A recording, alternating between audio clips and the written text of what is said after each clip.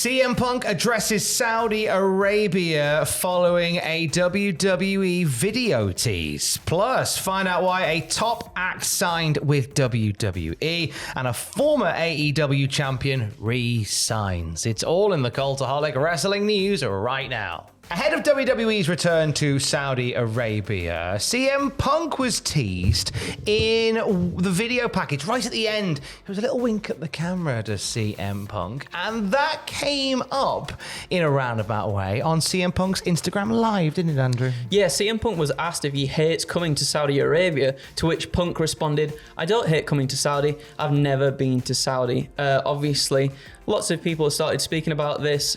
Punk previously made a comment in 2020 aimed at The Miz when he said that The Miz could, and I quote, "Go suck a blood money covered dick in Saudi Arabia, you effing dog." Words not minced. But CM Punk being in that video suggests that maybe we might see him as part of that show. We're going to wait and see on that one, and we're going to keep an eye on that one as well. Eyes to the Performance Center now. A common occurrence at the Performance Center is where WWE will bring back names from the past, legends, to help hone the craft of the young crop. And this is a wonderful guest appearance at the Performance Center. Yes, former WWE Women's Champion Jazz was a guest coaching at the WWE Performance Center. NXT's Carmen Petrovic shared a photo on X with the caption, "Post-training with this absolute trailblazer. The Phenom still and always will have it." I'm so happy to see Jazz getting her flowers Me in the too. last few years. Obviously, she was part of TNA. She's been popping up in a few other places as well. Just a one that was in 2002, just too soon. For imagine Jazz of 02 in 2025. Should thrive so much. And not that she didn't then, because she still managed to have some really, really good matches. But I think she's the right person to have training this new guard of wrestler for sure. Really, really a good shout on that one. Meanwhile, from the current crop of main roster talent, the Motor City Machine Guns were having a chat with Shaq Wrestling, and they talked about signing with WWE. It was something that was so long in the making, and delighted to see it finally occur. Alex Shelley spoke on it and said, "We have no idea whose idea it was to bring us in. What I can say, though, is we talked directly to Paul, Triple H, and he treated us with the utmost respect. A huge factor in our decision was that we wanted to be players on his team. We wanted to be part of the WWE machine, specifically with him leading the charge. That, to me, was something that was always at the front of our minds." And there's been a few wrestlers that have kind of said that they would want to be part of the team in WWE with Triple H leading it, as opposed to the previous administration. Absolutely, yeah. I can't wait to see what more they can do. I feel like in WWE at the moment, obviously we've seen them as the tag team champions already, and I think they'll absolutely no doubt get them back at some point. I don't know if necessarily, when I watch them on television, I don't know if the crowd necessarily always connects with them too much, and maybe it's because of the Death Rebel music kind of puts a dampener on some people's aura, as the children say, I guess, these days. But I mean, what a tremendous tag team to have, especially when it feels like WWE is really starting to, and again, broken record at this point, but like bolster that tag team division. If you want to capture a bit of that aura, you can do as of now on 2K25. The new DLC pack is out. The new Wave pack features Chris Sabin, Alex Shelley, the Motor City Machine Guns, along with Julia and Stephanie Vaquer. Now, a celebrity guest was usually part of this DLC pack. That was delayed, and fans got a lot of in-game currency by way of apology. I don't know who it's going to be, because I've heard rumours say it's KSI. I think there was some stuff in that they were doing like teaser videos when it was first sort of, they were announcing the characters, or at least teasers for the characters, and I think there was like a Prime bottle in there somewhere, so people were saying either like I Show Speed or KSI,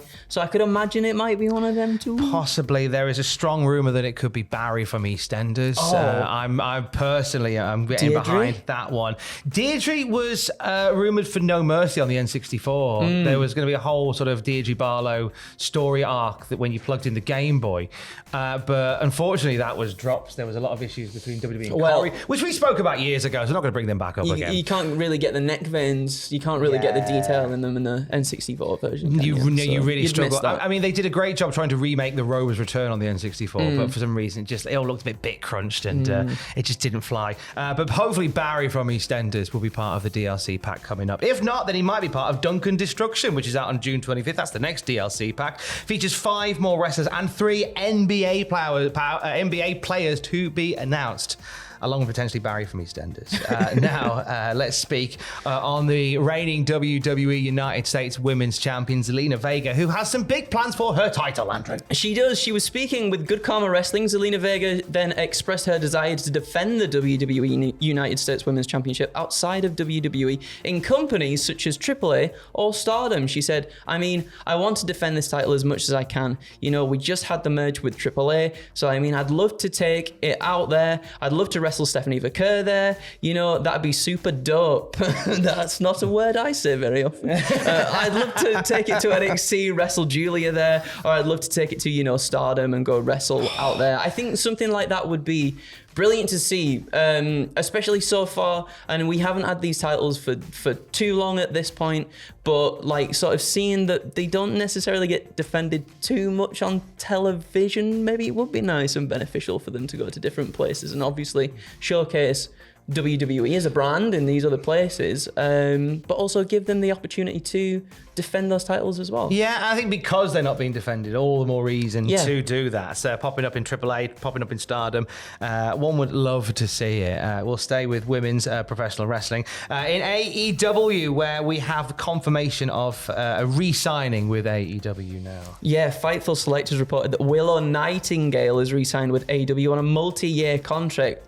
It had been reported by Fightful recently that she was in her contract year with a promotion and that All Elite Wrestling were looking to retain her, and rightfully so. Yeah. She feels like someone who should be pushed as one of the faces of the company, I feel like, at this point. You don't want to let someone like Willow Nightingale go quietly into the night, do you? And they've really proved they've got big things for. We talked about this in our first news video today. Willow Nightingale looking like she's going to be part of the first intergender and the biggest ever Anarchy in the Arena match in terms of the bodies involved in that sort of thing.